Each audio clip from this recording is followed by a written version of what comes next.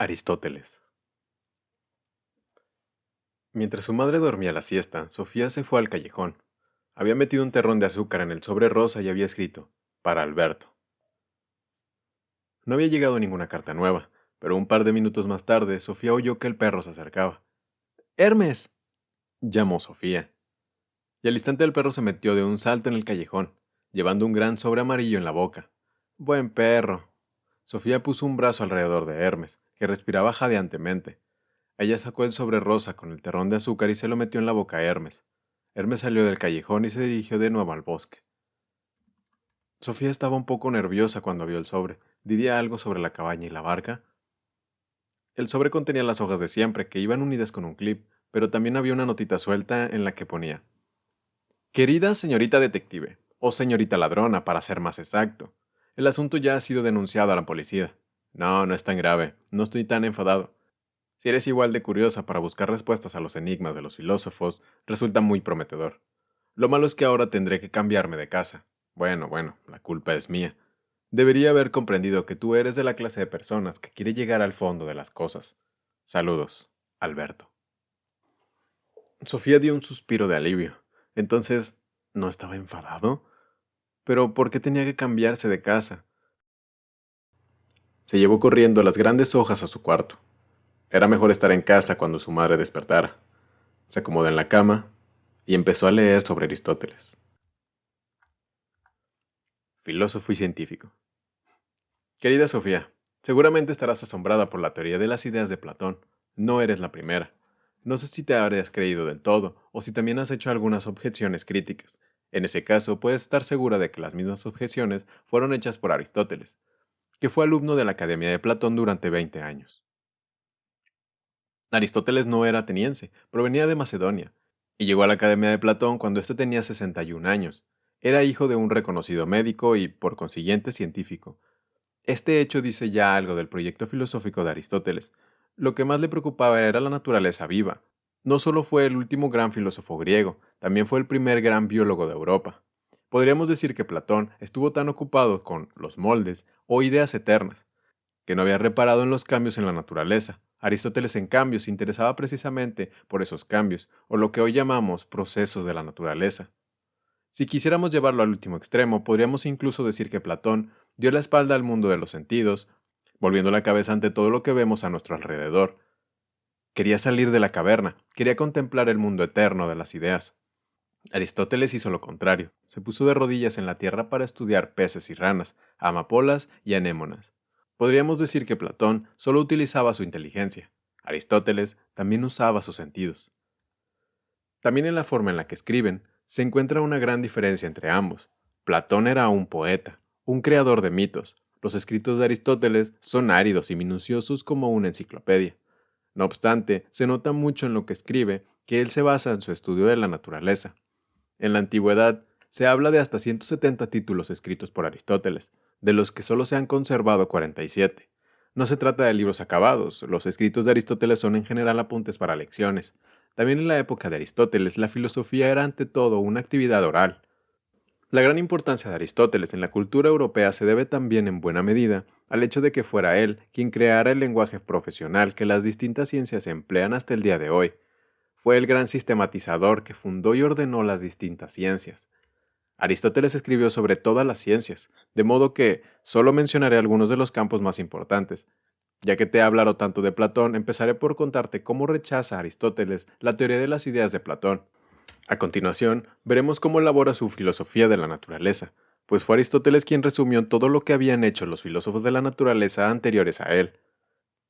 Veremos cómo pone orden en nuestros conceptos y funda la lógica como una ciencia. Finalmente hablaré un poco de la visión que tenía Aristóteles de los seres humanos y de la sociedad. Si aceptas esas condiciones, podemos ponernos manos a la obra. No hay ideas innatas. Como los filósofos anteriores a él, Platón deseaba encontrar algo eterno e inmutable, en medio de todos los cambios. Encontró las ideas perfectas que estaban muy por encima del mundo de los sentidos. Platón opinaba, además, que las ideas eran más reales que todos los fenómenos de la naturaleza. Primero estaba la idea de caballo, luego llegaban todos los caballos del mundo de los sentidos galopando en forma de sombras en la pared de una caverna. Esto quiere decir que la idea de gallina estaba antes que la gallina y que el huevo. Aristóteles pensaba que Platón había dado la vuelta a todo. Estaba de acuerdo que su profesor en que el caballo individual fluye y que ningún caballo vive eternamente. También estaba de acuerdo en que el molde de caballo es eterno e inmutable, pero la idea de caballo no es más que un concepto de los seres humanos nos hemos formado después de ver cierto número de caballos.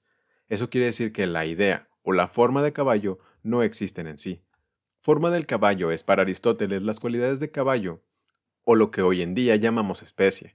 Para ser más precisos, con forma de caballo Aristóteles quiere designar lo que es común para todos los caballos, y aquí no nos basta del ejemplo de las pastas, pues los moldes de la pastelería existen independientemente de estas determinadas pastas.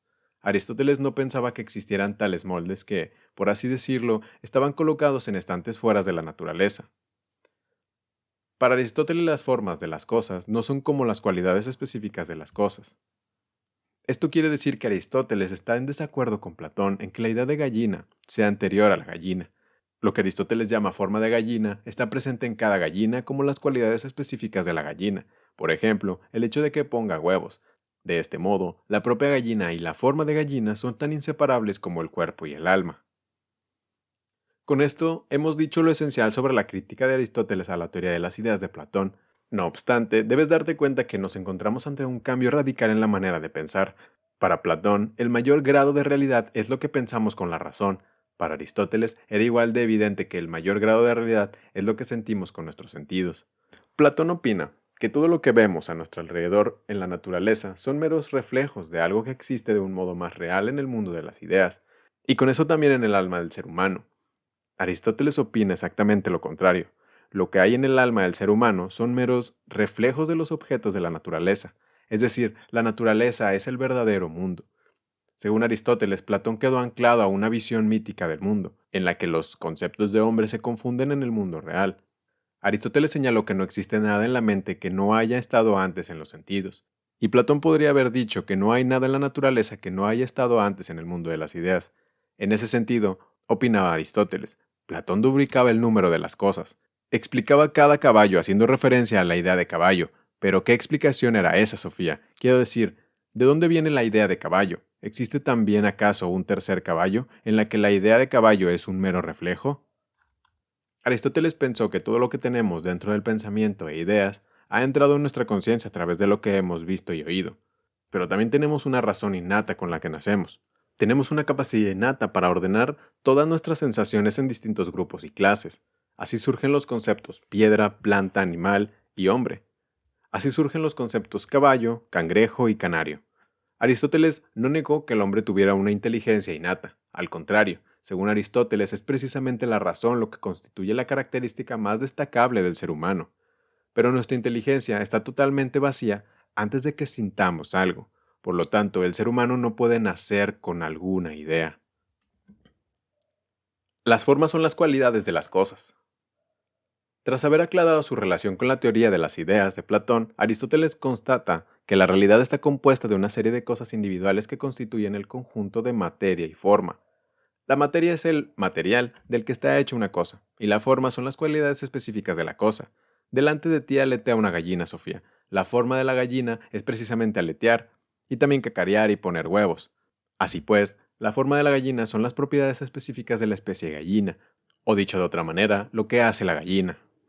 Cuando la gallina muere y con ello deja de cacarear, la forma de la gallina deja de existir. Lo único que queda es la materia de la gallina. Qué triste, ¿verdad, Sofía? Pero entonces ya no es una gallina. Como ya he indicado, Aristóteles se interesaba por los cambios que tienen lugar en la naturaleza. En la materia siempre hay una posibilidad de conseguir una determinada forma. Podemos decir que la materia se esfuerza por hacer realidad una posibilidad inherente, cuando cada cambio que tiene lugar en la naturaleza es, según Aristóteles, una transformación de la materia de posibilidades a realidad. No te preocupes, Sofía, te lo explicaré. Intentaré hacerlo con una historia divertida. Érase una vez un escultor que estaba agachado sobre un enorme bloque de granito. Todos los días daba martillazos y picaba la piedra enorme, y un día recibió una vista de un niño. ¿Qué estás buscando?, preguntó el niño. Espera y verás, dijo el escultor. Al cabo de unos días el niño volvió. Para entonces el escultor había esculpido un hermoso caballo del bloque del granito. El niño lo miró asombrado, y luego se volvió al escultor y dijo, ¿Cómo podía saber que el caballo estaba ahí dentro? Pues eso, ¿cómo podía saberlo? De alguna manera el escultor había visto la forma de caballo en el bloque de granito, porque precisamente ese bloque de granito tenía una posibilidad inherente de transformarse en caballo. De esa manera, pensaba Aristóteles, todas las cosas de la naturaleza tienen una posibilidad inherente de realizar o concluir una determinada forma. Volvamos a la gallina y el huevo. Un huevo de gallina tiene una posibilidad inherente de convertirse en gallina, lo cual no significa que todos los huevos de gallina acaban convirtiéndose en gallinas, pues algunos acaban en la mesa del desayuno como huevo pasado por agua, tortillas o huevos revueltos, sin que la forma inherente del huevo llegue a hacerse realidad, pero también resulta evidente que el huevo de gallina no puede convertirse en un ganso. Esa posibilidad no está en el huevo de gallina. Así vemos que la forma de una cosa nos dice algo sobre la posibilidad de la cosa, así como sobre las limitaciones de la misma. Al hablar Aristóteles de la forma y de la materia de las cosas, no se refería únicamente a los organismos vivos. De la misma manera que la forma de gallina es aletear, poner huevos y cacarear, la forma de la piedra es caer al suelo. Naturalmente puedes levantar una piedra y tirarla muy alto al aire, pero no puedes tirarla hasta la luna porque la naturaleza de la piedra es caer al suelo.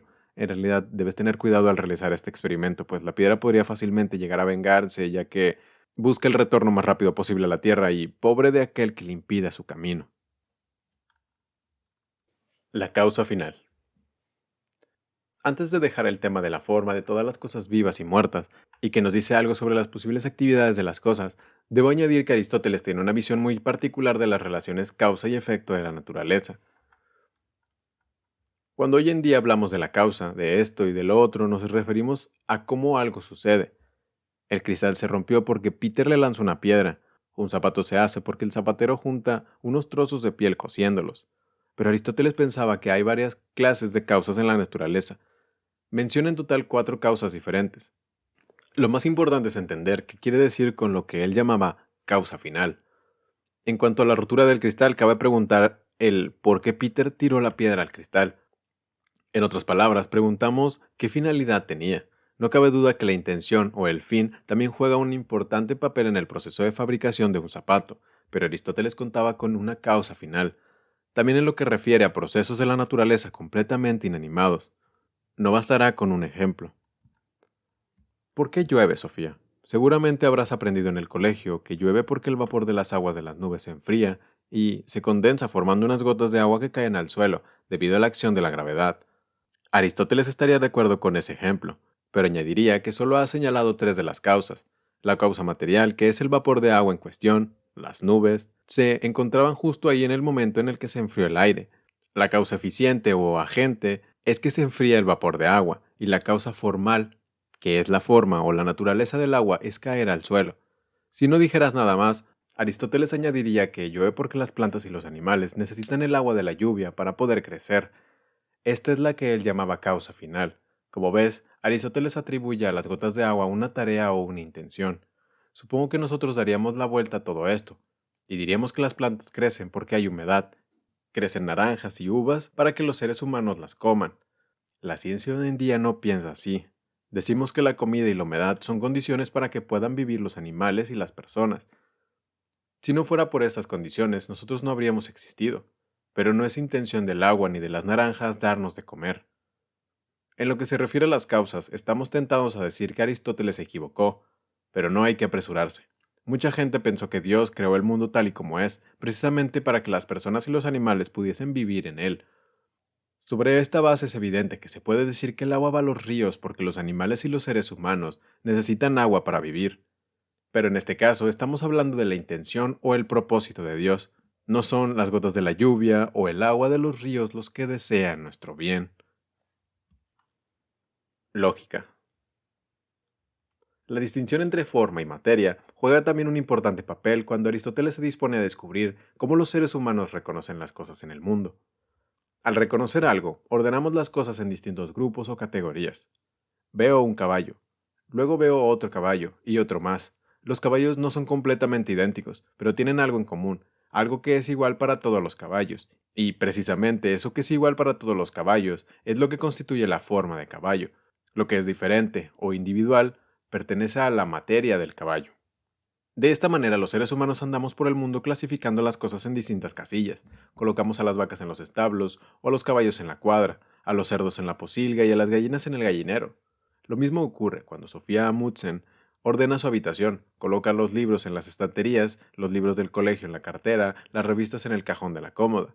La ropa se dobla ordenadamente y se mete en el armario, las braguitas en un estante, los jerseys en otro, y calcetines en un cajón aparte. Date cuenta de que hacemos lo mismo en nuestra mente. Distinguimos entre cosas hechas de piedra, cosas hechas de lana y cosas hechas de caucho. Distinguimos entre cosas vivas y muertas, y también entre plantas, animales y seres humanos. ¿Me sigue, Sofía? Como ves, Aristóteles se propuso hacer una buena limpieza en el cuarto de la naturaleza. Intentó demostrar que todas las causas de la naturaleza pertenecen a determinados grupos y subgrupos. Hermes es un ser vivo, más concretamente un animal, más concretamente un vertebrado, más concretamente un mamífero, más concretamente un perro, más concretamente un labrador, más concretamente un labrador macho. Vete ahora a tu cuarto, Sofía, y recoge del suelo cualquier objeto. Sea cual sea el objeto que levantes, descubrirás que lo que estás tocando pertenece a uno de los órdenes superiores. El día que veas algo que no sepas clasificar, te llevarás un gran susto. Por ejemplo, si descubrieras una cosa de la que no supieras decir con seguridad si pertenece al reino animal, al reino vegetal o al reino mineral, apuesto que ni siquiera te atreverías a tocarla. Acabo de decir el reino vegetal, el reino animal y el reino mineral. Me estoy acordando ahora de ese juego que consiste en que uno se va afuera, mientras el resto de los participantes de la fiesta deben pensar en algo que el pobre de fuera tiene que adivinar al entrar. Los demás invitados han decidido pensar en el gato llamado Mons, que en ese momento se encuentra en el jardín del vecino. El que estaba afuera vuelve a entrar y comienza a adivinar. Los demás solo pueden contestar sí o no. Si el pobrecito es un buen aristotélico, y en ese caso no es ningún pobrecito, la conversación podría transcurrir aproximadamente como sigue. ¿Es algo concreto? Sí. ¿Pertenece al reino mineral? No. ¿Es algo vivo? Sí. ¿Pertenece al reino vegetal? No. ¿Es un animal? Sí. ¿Es un ave? No. ¿Es un mamífero? Sí. ¿Es un gato? Sí. ¿Es Mons? Sí. Risas. De la manera que fue Aristóteles quien inventó este juego, y a Platón le podemos atribuir el invento de el escondite en la oscuridad, a Demócrito ya le concedimos el honor de haber inventado las piezas del Lego. Aristóteles fue un hombre meticuloso que quiso poner orden a los conceptos de los seres humanos. De esa manera, sería él quien creara la lógica como ciencia. Señaló varias reglas estrictas para saber qué reglas o pruebas son lógicamente válidas. Bastará con un ejemplo. Si primero constato que todos los seres vivos son mortales, primera premisa, luego constato que Hermes es un ser vivo, segunda premisa, entonces puedo sacar la elegante conclusión de que Hermes es mortal. El ejemplo muestra que la lógica de Aristóteles trata de la relación entre conceptos, y en este caso ser vivo y mortal, aunque tengamos que darle la razón a Aristóteles, en que la conclusión arriba citada es válida 100%, a lo mejor tendríamos que admitir también que no dice nada nuevo. Sabíamos de antemano que Hermes es mortal, es un perro, y todos los perros son seres vivos, que a su vez son mortales, a diferencia de las piedras del monte Everest. Sí, sí, Sofía, lo sabíamos ya, pero no siempre la relación entre los grupos de cosas parece tan evidente. De vez en cuando puede resultar útil ordenar nuestros conceptos. Me limito a poner un solo ejemplo. Es posible que esas crías minúsculas de ratón chupen leche de su madre exactamente igual que los corderos y cerditos. Lo que sí sabemos, por lo menos, es que los ratones no ponen huevos. ¿Cuándo he visto los huevos de ratón? De esta manera que paren hijos vivos, igual que los cerdos y las ovejas, a los animales que paren los llamados mamíferos, y los mamíferos son precisamente animales que chupan leche de su madre, y ya está, teníamos la respuesta ya en nuestra mente, pero tuvimos que meditar un poco. Nos hemos olvidado de que los ratones realmente beben leche de su madre, quizás se debió a que nunca hemos visto ratoncitos mamando. La razón es, evidentemente, que los ratones se inhiben un poco cuando se trata de cuidar a sus hijos en presencia de los seres humanos. La escala de la naturaleza. Cuando Aristóteles se pone a ordenar la existencia, señala primero que las cosas de la naturaleza pueden dividirse en dos grupos principales. Por un lado tenemos las cosas inanimadas, tales como piedras, gotas de agua y granos de tierra. Esas cosas no tienen ninguna posibilidad inminente de cambiar. Esas cosas no vivas solo pueden cambiar, según Aristóteles, bajo una influencia externa. Por otro lado tenemos las cosas vivas, que tienen una posibilidad inminente de cambiar. En lo que se refiere a las cosas vivas, Aristóteles señala que hay que dividirlas en dos grupos principales. Por un lado tenemos las plantas y por otro lado tenemos los seres vivos. También los seres vivos pueden dividirse en dos subgrupos, es decir, en animales y seres humanos. Tienes que admitir que esta división parece clara y bien dispuesta. Hay una diferencia esencial entre las cosas vivas y las no vivas. Por ejemplo, entre una rosa y una piedra, del mismo modo que hay una diferencia esencial entre plantas y animales. Por ejemplo, entre una rosa y un caballo. Y también me atrevo a decir que hay bastante diferencia entre un caballo y un ser humano. Pero, ¿en qué consisten exactamente esas diferencias? ¿Me lo puedes decir? Desgraciadamente no tengo tiempo para esperar a que anotes tu respuesta y la metas en un sobre rosa junto a un terroncito de azúcar, de modo que yo mismo contestaré a la pregunta.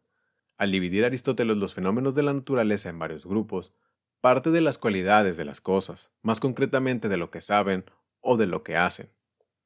Todas las cosas vivas, plantas, animales y seres humanos saben tomar alimento, crecer y procrear. Todos los seres vivos también tienen la capacidad de sentir el mundo de su entorno y de moverse en la naturaleza. Todos los seres humanos tienen además la capacidad de pensar, o en otras palabras, de ordenar sus sensaciones en varios grupos y clases. Así resulta que no hay verdaderos límites muy definidos en la naturaleza. Registramos una transición más bien difusa de entre las plantas simples a animales más complicados. En la parte superior de esta escala está el ser humano, que, según Aristóteles, vive toda la vida de la naturaleza. El ser humano crece y toma alimento como las plantas, tiene sentimientos y la capacidad de moverse como los animales, pero tiene además una capacidad que solamente la tiene el ser humano, y es la de pensar racionalmente. Por eso el ser humano tiene una chispa de razón divina, Sofía. Sí, sí, acabo de decir divina. En algunos momentos Aristóteles señala que tiene que haber un Dios que haya puesto en marcha todos los movimientos de la naturaleza. En ese caso, ese Dios se convierte en la cima absoluta de la escala de la naturaleza. Aristóteles se imaginaba que los movimientos de las estrellas y de los planetas dirigen los movimientos de la Tierra, pero tiene que haber algo que ponga en marcha los movimientos de los astros. A ese algo Aristóteles lo llama primer motor o Dios. El primer motor no se mueve en sí, pero es la causa primera de los movimientos de los astros y con ello de todos los movimientos de la Tierra. Ética. Volvamos a los seres humanos, Sofía. La forma del ser humano es, según Aristóteles, que tiene un alma vegetal, un alma animal y así como un alma racional. Y entonces se pregunta, ¿cómo debe vivir el ser humano? ¿Qué hace falta para que el ser humano pueda vivir feliz? Contestaré brevemente. El ser humano solamente será feliz si utiliza todas sus capacidades y posibilidades. Aristóteles pensaba que hay tres clases de felicidad. La primera clase de felicidad es una vida de placeres y diversiones. La segunda, vivir como un ciudadano libre y responsable. La tercera, una vida en la que uno es filósofo e investigador. Aristóteles también subraya que las tres condiciones tienen que existir simultáneamente para que el ser humano pueda vivir feliz. Rechazó, pues, cualquier forma de vías únicas. Si hubiera vivido hoy en día, a lo mejor habría dicho que alguien que solo cultiva su cuerpo vive tan parcial y tan defectuoso como aquel que solo usa su cabeza. Ambos extremos expresan una vida desviada. También en lo que se refiere a la relación con otros seres humanos, Aristóteles señala un justo medio. No debemos ni ser cobardes ni temerarios, sino valientes. Demasiado poco valor es cobardía y demasiado valor es temeridad. Del mismo modo no debemos ser ni tacaños ni pródigos, sino generosos. Ser muy poco generoso es ser tacaño. Ser demasiado generoso es ser pródigo. Pasa como en la comida. Es peligroso comer demasiado poco, pero también es peligroso comer en exceso. Tanto la ética de Platón como la de Aristóteles se remiten a la ciencia médica griega. Únicamente mediante el equilibrio y la moderación será una persona feliz o en armonía. Política. La idea de que el ser humano no debe cultivar tan solo una cosa también se desprende de la visión que presenta Aristóteles de la sociedad. Dijo que el ser humano es un animal político. Sin la sociedad que nos rodea no somos seres verdaderos, opinaba él. Señaló que la familia y el pueblo cubren necesidades vitales inferiores, tales como comida y calor, matrimonio y educación de los hijos. Pero solo el Estado puede cubrir la mejor organización de comunidad humana. Ahora llegamos a la pregunta de cómo debe estar organizado el Estado. Te acordarás del Estado filosófico de Platón, ¿verdad? Aristóteles menciona varias buenas formas de Estado. Una es la monarquía, que significa que solo hay un jefe superior en el Estado. Para que esta forma de Estado sea buena, tiene que evitar evolucionar hacia una tiranía, es decir, que un único jefe gobierne el Estado para su propio beneficio. Otra buena forma de Estado es la aristocracia. En una aristocracia hay un grupo mayor o menor de jefes de Estado. Esta forma tiene que cuidarse de no caer en la oligarquía, o lo que hoy en día llamaríamos junta. A la tercera buena forma de Estado, Aristóteles la llamó democracia. Pero también esta forma de Estado tiene su revés. Una democracia puede rápidamente caer en una demagogia. Aunque el tirano Hitler no hubiera sido jefe de Estado alemán, todos los pequeños nazis podrían haber creado una terrible demagogia. La mujer. Por último, debemos decir algo sobre la opinión que tenía Aristóteles de la mujer. Desgraciadamente, no era tan positiva como la de Platón. Aristóteles pensaba más bien que a la mujer le faltaba algo. Era un hombre incompleto. En la procreación de la mujer sería pasiva y receptora, mientras que el hombre sería el activo y el que da. Aristóteles pensaba que un niño solo hereda las cualidades de un hombre y que las cualidades del propio niño estaban contenidas en el esperma del hombre. La mujer era como la tierra, que no hace más que recibir y gestar la semilla, mientras que el hombre es el que siembra. O dicho de una manera genuina aristotélica, el hombre da la forma y la mujer contribuye con la materia. Naturalmente, resulta sorprendente y también lamentable que un hombre tan razonable en otros asuntos se pudiera equivocar tanto en lo que se refiere a la relación entre los sexos. No obstante, nos muestra dos cosas. En primer lugar, que Aristóteles seguramente no tuvo mucha experiencia práctica con mujeres ni con niños. En segundo lugar, muestra lo negativo que pueden resultar que los hombres hayan imperado sobre la filosofía y las ciencias. Y particularmente negativo resulta el error de Aristóteles en cuanto a su visión de la mujer, porque su visión, y no la de Platón, llegaría a dominar durante la Edad Media. De esta manera, la Iglesia heredó una visión de la mujer que en realidad no tenía ninguna base en la Biblia, pues Jesús no era antimujer. No digo más, volverás a saber de mí. Cuando Sofía hubo leído el capítulo de Aristóteles una vez y media, volvió a meter las hojas en el sobre amarillo y se quedó mirando fijamente su cuarto. De pronto vio lo desordenado que estaba todo. En el suelo había un montón de libros y carpetas, por las puertas del armario asomaba en un caos total de calcetines y blusas, medias y pantalones vaqueros. En la silla delante del escritorio había ropa sucia en un desorden total. A Sofía le entraron unas ganas irresistibles de ordenar. Primero vació los estantes del armario del ropero y empujó todo al suelo. Era importante conversar desde el principio. Se puso a hablar muy concienzudamente todas las prendas y a colocarlas en el armario. Sofía reservó un estante para bragas y camisetas, y otro para calcetines y leotardos, y otro para pantalones largos. De esta manera llenó de nuevo todos los estantes del armario. No tomó ningún momento ninguna duda respecto a dónde colocar las prendas. Luego puso la ropa sucia en una bolsa de plástico que había encontrado en el estante de abajo. Solo tuvo problemas con una prenda. Era un único calcetín blanco y largo. El problema no era solamente que faltase su pareja, sino que además nunca había sido suyo. Se quedó de pie, investigando el calcetín durante varios minutos. No llevaba ningún nombre, pero Sofía tenía una fuerte sospecha sobre quién podía ser la dueña. Lo tiró al estante de arriba junto a una bolsa de piezas de Lego, una cinta de video y un pañuelo rojo de seda. Ahora le tocaba el turno al suelo. Sofía clasificó los libros y carpetas, revistas y póster, exactamente de la misma manera que había descrito el profesor de filosofía en el capítulo sobre Aristóteles. Cuando hubo terminado con el suelo, hizo primero la cama y luego se puso con el escritorio. Por último, reunió todas las hojas sobre Aristóteles en un bonito montón. Encontró una carpeta con anillas y una perforadora. Perforó las hojas y las colocó en una carpeta. Finalmente las colocó en el último estante del armario, junto al calcetín blanco. Más tarde recogería la caja de galletas del callejón. A partir de ahora sería muy ordenada, y no se refería únicamente a las cosas de su habitación. Después de haber leído sobre Aristóteles, entendió que era igual de importante tener orden en los conceptos e ideas. Había reservado un estante en la pared superior de arriba para ese fin. Era el único sitio de la habitación que no dominaba completamente. No había oído a su madre en varias horas. Sofía bajó a la planta de abajo. Antes de despertar a su madre, tendría que dar de comer a sus animales. En la cocina se inclinó sobre la pecera de los peces dorados. Uno de ellos era negro y el otro de color naranja, y el tercero blanco y rojo, por lo que los había llamado Negrito, Dorado y Caperucita. Echó en el agua comida para peces y dijo: pertenecéis a la parte viva de la naturaleza, por lo que podéis tomar alimento, podéis crecer y podéis procrear. Más concretamente pertenecen al reino animal, lo que significa que sabéis moveros y mirar en la habitación. Para ser de todo exacta, sois peces, y por eso podéis respirar con branquias y nadar por las aguas de la vida.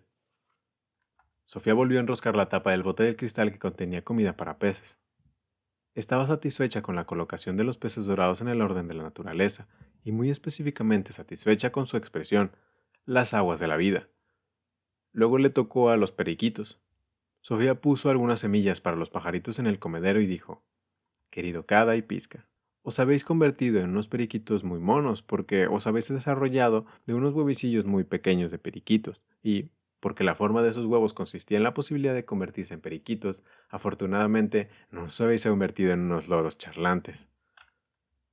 Sofía entró en el cuarto de baño grande, donde estaba en una caja la perezosa tortuga. Cada 3 o 4 duchas que se daba, la madre solía gritar que un día mataría a esa tortuga, pero hasta ahora había sido una amenaza vacía de contenido. Sofía sacó una hoja de lechuga de un frasco de cristal y la metió en la caja.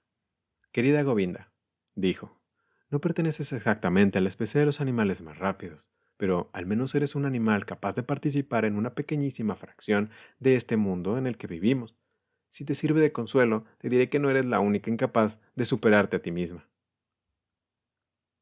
El gato Shere Khan estaría probablemente fuera cazando ratones, pero esa era la única naturaleza de los gatos. Sofía atravesó la sala para ir al dormitorio de su madre. En la mesa de Sofía había un florero con un racimo de narcisos. Sofía tuvo la sensación de que esas flores amarillas la saludaban solemnemente al pasar a su lado. Sofía se detuvo un momento y tocó con los dedos las cabecillas lisas. «También vosotras pertenecéis a la parte viva de la naturaleza», dijo. «En ese sentido, le lleváis cierta ventaja al florero en el que estáis. Pero desgraciadamente no sois capaces de daros cuenta de ello». Sofía entró de puntillas al cuarto de su madre. La madre dormía profundamente, pero Sofía le puso una mano sobre la cabeza. «Tú eres de los más afortunados de este conjunto», dijo. «No solamente estás viva como los lirios en el campo, y no eres solo un ser vivo como Shere Khan o Govinda, eres un ser humano, es decir, que estás equipada con una rara capacidad para pensar». «¿Qué dice Sofía?» Se despertó un poco más deprisa que de costumbre. «Solo digo que pareces una tortuga perezosa. Por otra parte, te puedo informar de que he ordenado mi cuarto. Me puse a trabajar con meticulosidad filosófica». La madre se incorporó a medias en la cama. «Ahora voy», dijo. «¿Puedes poner el café?» Sofía hizo lo que le pidió, y poco rato después estaban sentadas en la cocina con café y chocolate. Finalmente Sofía dijo: «¿Has pensado alguna vez en por qué vivimos, mamá?» «Vaya, no paras, por lo que veo». «Ahora sí, que ya sé la respuesta. En este planeta vive gente para que algunos anden por ahí poniendo nombres a todas las cosas». «¿De verdad? No se me había ocurrido nunca». «Entonces tienes un problema serio, porque el ser humano es un ser pensante. Si no piensas, no eres un ser humano». «Sofía, figúrate que en la Tierra solo viviesen plantas y animales. Entonces no habría nadie capaz de distinguir entre gatos y perros, lirios y frambuesas. También son seres vivos las plantas y animales, pero solamente nosotros sabemos ordenar la naturaleza en diferentes grupos y clases». «De verdad eres la chica más rara que conozco», dijo la madre. «No faltaría más», dijo Sofía. «Todos los seres humanos son más o menos raros. Yo soy un ser humano, por lo tanto soy más o menos rara. Tú solo tienes una hija, por lo tanto soy la más rara. Lo que quería decir es que me asustas con todos estos discursos últimamente». «En ese caso eres muy fácil de asustar». Más avanzada la tarde, Sofía volvió al callejón. Logró meter la gran caja de galletas en su habitación sin que la madre se diera cuenta de nada. Primero ordenó todas las hojas, luego las perforó y finalmente colocó en la carpeta de anillas antes del capítulo sobre Aristóteles. Por último escribió el número de las páginas en la esquina de arriba a la derecha de cada hoja. Tenía ya más de 50 hojas. Sofía estaba en vías de hacer su propio libro de filosofía. No era ella la que estaba escribiendo, pero había sido escrito especialmente para ella. Aún no había tenido tiempo de pensar en los deberes para el lunes. A lo mejor habría control de religión, pero el profesor siempre decía que valoraba el interés personal y las relaciones propias. Sofía tenía cierta sensación de que estaba adquiriendo una buena base para ambas cosas.